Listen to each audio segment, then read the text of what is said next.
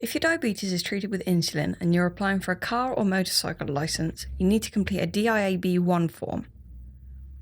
The DIAB1 form is a questionnaire that you're required to complete and send to the DVLA. This video guides you through completing the form. Part A of the form is about you, so just fill in your details as requested. Part B moves on to your GP and diabetes consultant. Enter the name, address and telephone number for your GP and consultant. Enter the date that you last saw your GP and consultant in relation to your diabetes. Finally, if you know it, enter the email for your GP, consultant and your hospital number. Don't worry if you don't know any of those, they're optional. Moving on to Part C, give the name of any other clinics you're attending, the reason for going and the date you last visited. For example, you may be visiting other clinics to help with complications, management assistance, or to discuss your blood glucose. Once that's done, move on to Part D, which has 3 sections. In Section 1, tick the boxes for how your diabetes is treated. If you're completing this form, you'll be on insulin, so tick the insulin injection box and any others that apply.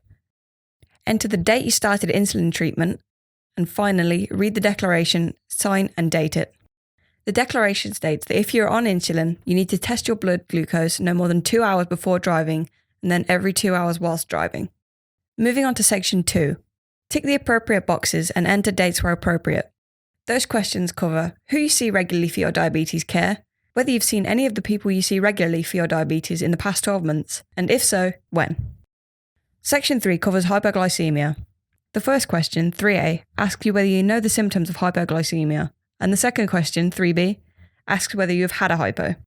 If you've not had a hypo, tick no and you can move straight on to Section 2. If you have had a hypo, answer the next question, question C3, about whether you've had a severe hypo in the last 12 months. If you have, specify the 2 most recent hypos in the boxes provided in 3D. If you haven't had a severe hypo in the last 12 months, move on to question 3E. Question 3E asks whether you have warning signs of hypoglycemia. If you ticked yes, answer yes or no to the next question, depending on whether or not you always notice these signs. Section 2 asks whether you need any special controls for your driving. These are simple yes or no questions. Once completed, move on to Section 3. Section 3 is about your eyesight. There are 6 questions, which are again yes or no questions. The questions ask whether you can read a number plate from 20 metres with glasses or corrective lenses if worn, whether your doctor or optician has advised that your eyesight does not currently meet the minimum standard for driving, whether you need to wear contact lenses or glasses when driving, whether you have total loss of sight in one eye, whether you've had laser treatment or injections in both eyes for diabetic eye disease or any other eye condition, and if so, the date. And finally, whether you have cataract or corneal dystrophies. With Section 3 complete, the last page of the questionnaire is a consent and declaration box. Depending on the way in which you answered the questions of your form, your fitness to drive may be investigated.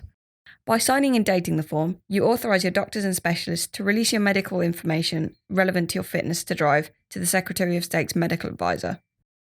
In addition, you authorise the Secretary of State to disclose relevant medical information to the investigation of your fitness to drive to your doctors, opticians, paramedical staff, or officers for the Secretary of State. Finally, by signing, you're declaring that you've given truthful details to the best of your knowledge and belief and understand that it is an offence to give false information. Sign, date and print your name and finally tick yes or no depending on whether you would like your doctor to know the final outcome of your case and whether any medical information discovered by the investigation into your fitness to drive should be passed on to your doctor. This form can be sent with your driving licence application or D1 form. If you're unsure of the address to send your questionnaire to, it's on the 5th page of the questionnaire.